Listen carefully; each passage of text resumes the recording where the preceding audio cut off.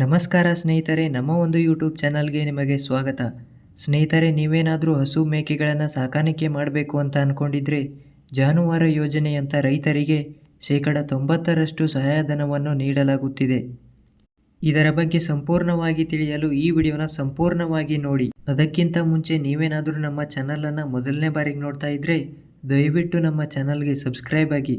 ಹೌದು ಸ್ನೇಹಿತರೆ, ಜಾರ್ಖಂಡ್ ಸರ್ಕಾರವು ರಾಜ್ಯದ ಜಾನುವಾರು ಸಾಕಾಣಿಕೆಗೆ ಹೊಸ ಯೋಜನೆಯನ್ನು ರೂಪಿಸಿದೆ. ಸಾವಿರಾರು ರೈತ ಕುಟುಂಬಗಳ ಬದುಕಿಗೆ ಹೊಸ ಆಶಾಕಿರಣ ತರುತ್ತಿದೆ.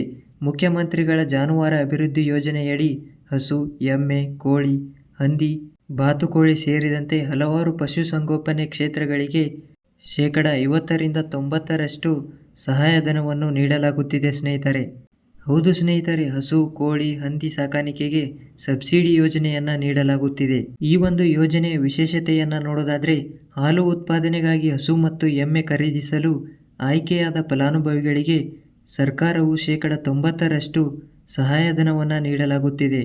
ಇನ್ನು ಮುಖ್ಯವಾಗಿ ವಿಧವೆಯರು, ಅಂಗವಿಕಲರಿಗೆ, ಮಕ್ಕಳವಿಲ್ಲದ ದಂಪತಿಗಳು ಹಾಗೂ ನಿರ್ಗತಿಕ ಮಹಿಳೆಯರಿಗೆ ಈ ನೆರವು ನೀಡಲಾಗುತ್ತಿದೆ.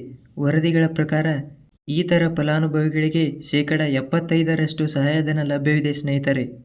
ಈ ಯೋಜನೆಯ ಮತ್ತೊಂದು ಪ್ರಮುಖ ಅಂಶ ಎಂದರೆ ರಸ್ತೆ ಅಪಘಾತ, ಬೆಂಕಿ ಅಥವಾ ನೈಸರ್ಗಿಕ ವಿಕೋಪಗಳಿಂದ ಮನೆಗೆ ನಷ್ಟವಾಗಿರುವ ಕುಟುಂಬಗಳಿಗೆ 2 ಹಾಲು ನೀಡುವ ಪ್ರಾಣಿಗಳನ್ನು ಖರೀದಿಸಲು 90% ಸಹಾಯಧನ ನೀಡಲಾಗುತ್ತಿದೆ ಸ್ನೇಹಿತರೆ.